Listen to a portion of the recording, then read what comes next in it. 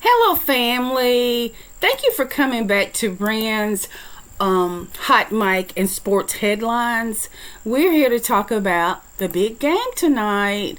So, here's Brynn's pick sheet, which I'm Brynn, and let's get into it. For tonight, the Minnesota Vikings, they have 3 wins and 3 losses versus Los Angeles Chargers. They have 4 wins and 3 losses.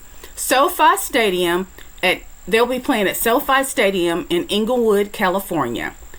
The kickoff is at 7:15 this evening, which is Central Time. I'm in Alabama. It will be broadcasting on Prime Video. The win probability: the Chargers 61.8% and the Vikings 31.2%. But guess what my pick is? My pick is the Chargers will win by 7. The Chargers return home with momentum and a quarterback ready to light up primetime. Justin Herbert will lean on tempo and Keenan Allen to stretch Minnesota's secondary and test their zone coverage. The Vikings will try to establish the run behind Alexander Madison, but Los Angeles front 7 will clog the lanes and force third and long situations.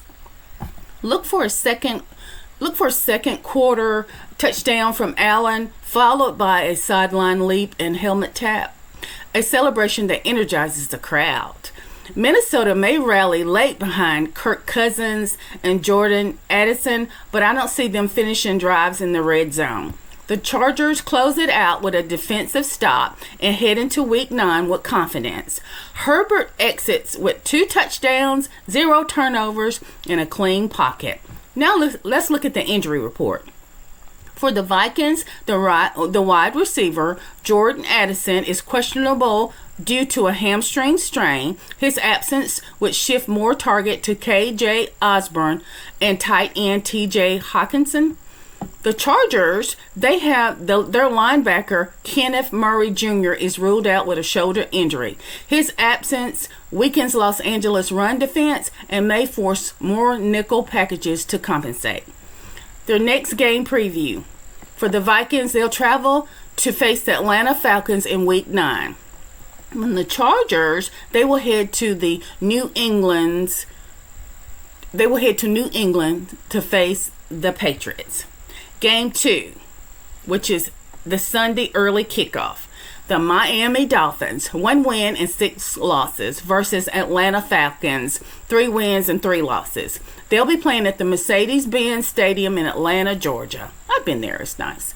Kickoff will be at 12 noon, which is Central Time. Broadcast will be on CBS. And the win probability, the Falcons 72.5% and the Dolphins 27.5%. And my pick is for the Falcons to win by 10. Atlanta enters this matchup with a balanced offense and a defense that's improving week by week. Quarterback Desmond Ryder will lean on play action and target wide receiver Drake London early to stretch Miami secondary. The Dolphins will try to establish rhythm with Tagovailoa, but Atlanta's pass rush will force quick throws and disrupt timing. Running back Bijan Robinson should be a difference maker in the red zone, especially on second down runs. Look for a third quarter touchdown from Robinson, followed by a sideline leap and that famous helmet tap, a celebration that energizes the crowd. Miami will flash late behind Tyreek Hill, but they won't finish drives. The Falcons close it out with a clock-chewing drive and head into Week 9 with playoff hopes rising. And the injury report for the Dolphins, the wide receiver Jalen Waddle is questionable due to a groin strain. His acceleration and route precision are critical to Miami's spacing, and his absence would shift more targets to Cedric Wilson Jr. and tight end Durham Smith. For the Falcons, the cornerback A.J. Terrell is ruled out with a concussion. His absence weakens Atlanta's premier coverage and may force More zones schemes to contain Miami's speed. The next game preview, the Dolphins, they will host the New England Patriots in Week 9. And the Falcons, they host the Miami Vikings in Week 9. Now for the third game, and this is all for this little segment, is the New York Jets. 2 wins, 5 losses versus Cincinnati Bengals. 4 wins and 3 losses. They will play at the Paycor Stadium in Cincinnati, Ohio. The kickoff is at 12 noon Central Time. It will be broadcasted on CBS, and the win probability, the Bengals 64.2% and the Jets 35.8%. And my pick is the Bengals. They'll win by 10. The Bengals enter Week 8 with rising momentum and a quarterback who's heated up. Joe Burrow will lean on tempo and target Jamar Chase early to stretch the Jets' secondary.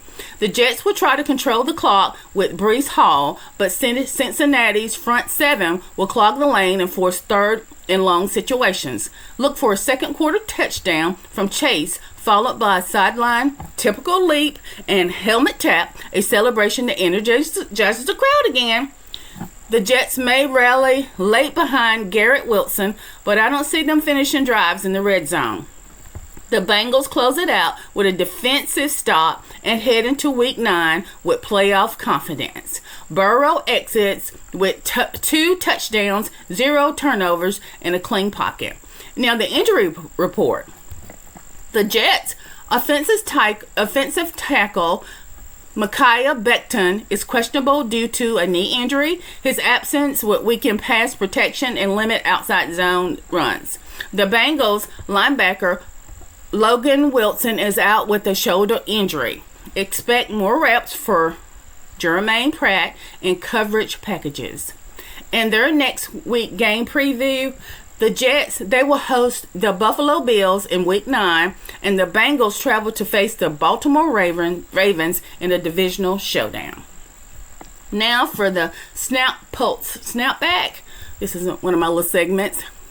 Game 1, Los Angeles versus Minnesota.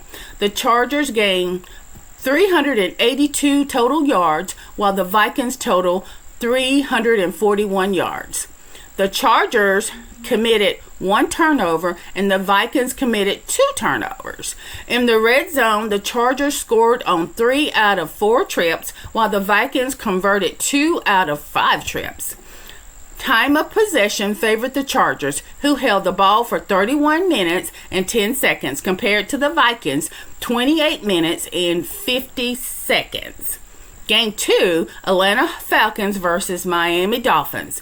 The Falcons gained 368 total yards, while the Dolphins managed 295 yards. The Dolphins committed 2 turnovers and the Falcons committed 1 turnover. In the red zone, the Falcons scored on 3 out of 4 trips, while the Dolphins converted 1 out of 3 trips.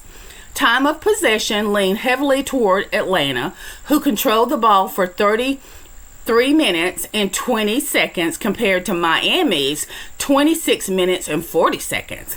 In Game 3, Cincinnati Bengals versus New York Jets. The Bengals gained 397 total yards, while the Jets totaled 286 yards. The Bengals committed 0 turnovers and the Jets committed 2 turnovers. In the red zone, the Bengals scored on 3 out of 5 trips, while the Jets converted 1 out of 3 trips. Time of possession favored the Bengals, who held the ball for 32 minutes and 5 seconds compared to Jets' 27 minutes and 52 seconds.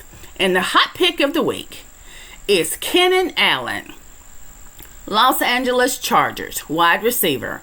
Allen is set to shine under the Thursday night lights with Justin Herbert leaning on tempo and spacing.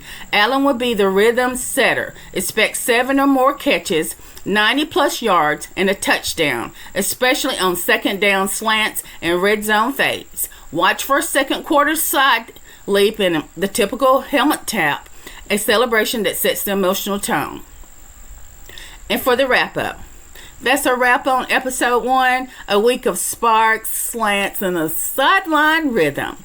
The Chargers lit up primetime with precision. The Falcons controlled tempo with red zone grit, and the Bengals reminded everyone that clean execution wins games.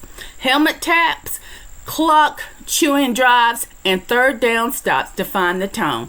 This is Brynns Hot Mic, where every pick is poetic, every stat has rhythm, and every game tells a story. Stay sharp, stay bold, and keep your mic hot. This is Brynns Hot Mic and Sports Headlines.